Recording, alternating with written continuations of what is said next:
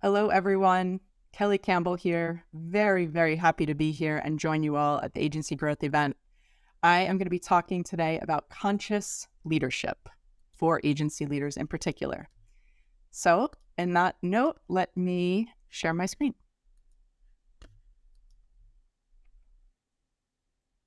Okay.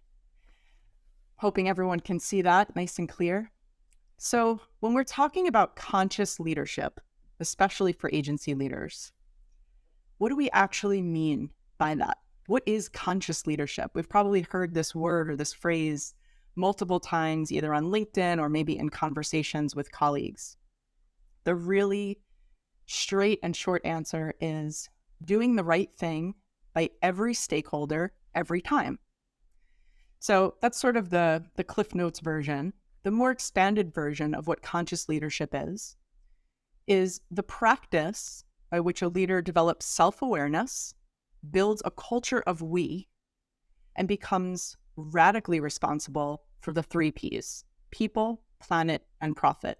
You've probably heard of this referred to as the triple bottom line. And historically, the triple bottom line has been thought of as utopian or impossible. But we know now that the most sustainable, the healthiest growth companies are actually run by conscious leaders. There's also a sense of impact that comes with conscious leadership.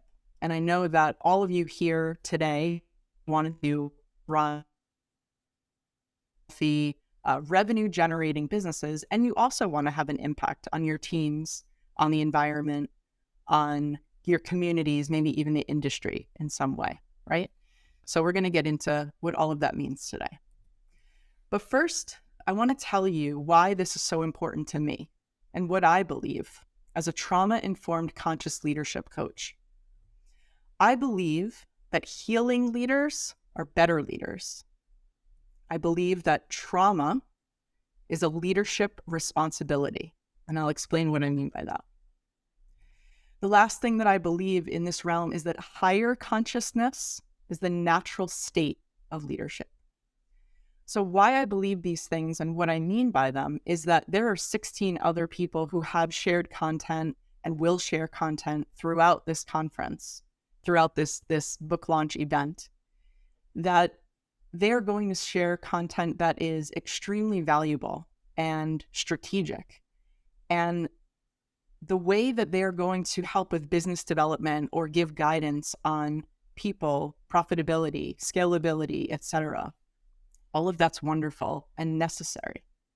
As an agency leader myself in the past, I know how necessary those things are, but I also know how necessary it is to understand that our leadership style is directly correlated to some of the past emotional wounds that we carry into it. And so we can have all of the strategies and all of the content and the tactics in the world.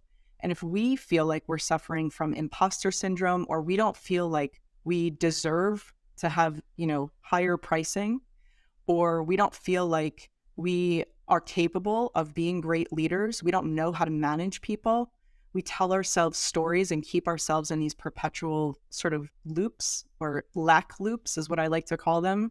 Fear of failure, fear of success. All of these things are directly correlated to our past. And so the fact that trauma is a leadership responsibility, I mean that our own trauma is our responsibility to take care of, to clean up that side of the street. And it's also our responsibility to not impose any trauma on other people, specifically our employees and maybe even family members.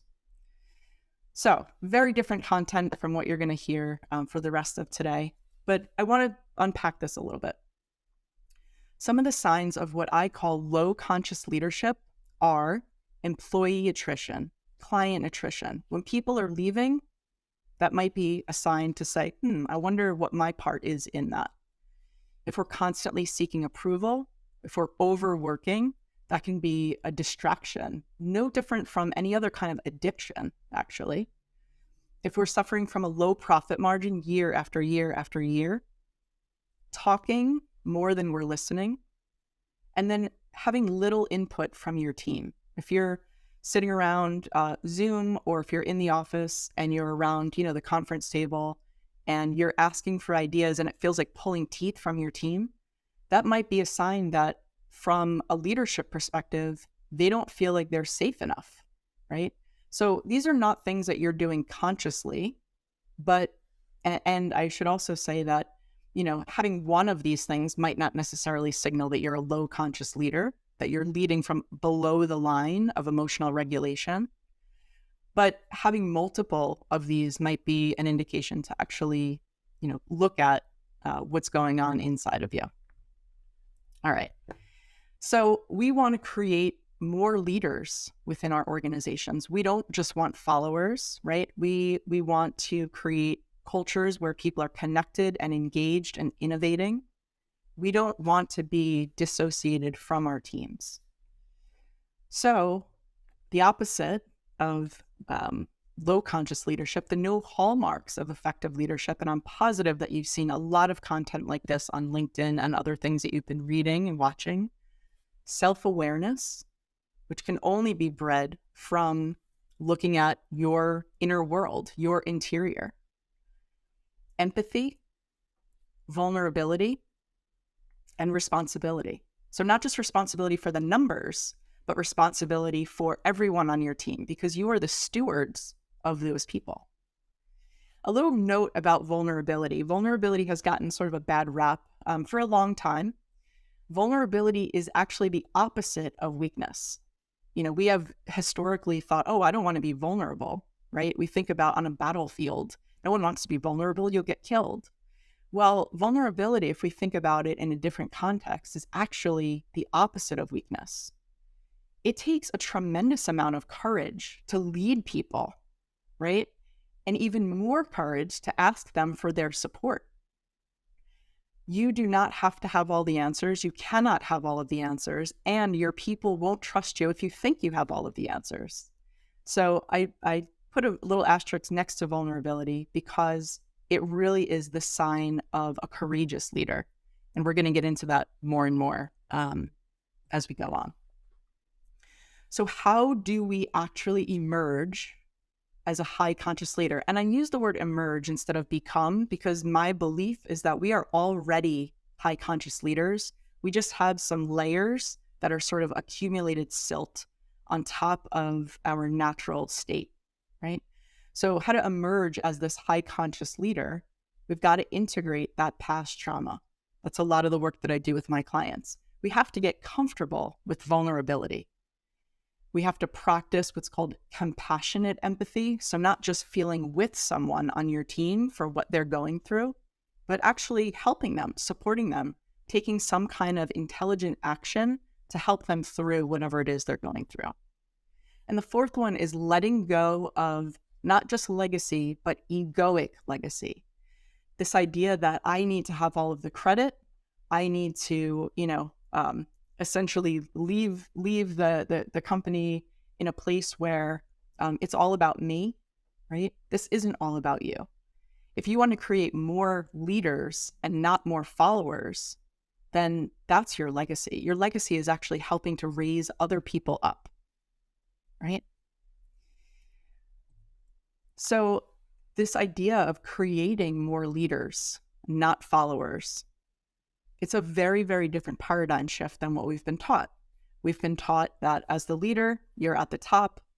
You then impose and impart your wisdom, and maybe even sometimes aggressively, maybe even from a fear-based management standpoint, you're essentially cascading that down, all the way down into the customers. You don't realize that that's actually how it trickles down. The value stream doesn't make sense in that context. And that's where we have gotten to where we are in the world, where we've got quiet quitting and quiet firing and toxic cultures and a lot of things, especially in corporate America, that just don't work anymore, right? So the opposite of this is supporting and developing, not commanding and controlling our people. So by supporting and developing, it's actually the leader at the bottom, leading from the bottom up, helping to allow some of these managers and other employees to grow. When this happens, you start to see something really interesting. you start to see how money actually follows value. What I mean by that is our employees, when they feel supported and valued, that's going to naturally lead to lower turnover, higher engagement from them, which is what we all want, and definitely higher productivity, right? We all know where productivity leads. There's less disruption to the client work. The work is just better. We know this. And this allows trust to accumulate not only among the team, but between the leadership team and the employees, as well as between the employees, client-facing employees, and the clients themselves. When that trust accumulates, then we have expanded client engagements, higher revenue, better client retention, better client referrals, so long as you have great positioning as well. And all of this leads to higher profit margins. So before, when I was talking about people, planet, and profit, right? Profit is that lagging indicator, and we are responsible for it. We are the fiscal stewards of our organizations. So this is not about, not caring about making money. We certainly do that. That's why it's one of the reasons why we're in business, but it's not the sole reason, and it's probably not the primary reason. And some of you may rail against that idea, but really we're there in support of the people and the relationships that we're cultivating and the work that we're doing in the world and the impact that that work is having. So if that really lands for you, then I would suggest to read the chapter that I about consciously or in this agency growth book.